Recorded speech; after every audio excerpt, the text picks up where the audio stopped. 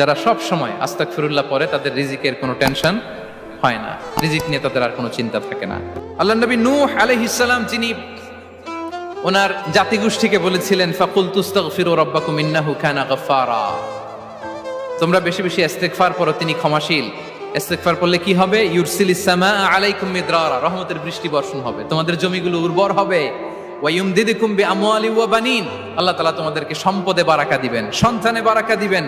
ওয়া ইয়াজআল লাকুম জান্নাতিন ওয়া ইয়াজআল লাকুম আনহারা, তোমাদের ফসল ক্ষেতগুলো সবুজ শ্যামল হয়ে ভরপুর হবে, তোমাদের রিজিকে বারাকা নেমে আসবে। তাহলে আমরা যেন বেশি বেশি ইস্তেগফার করি।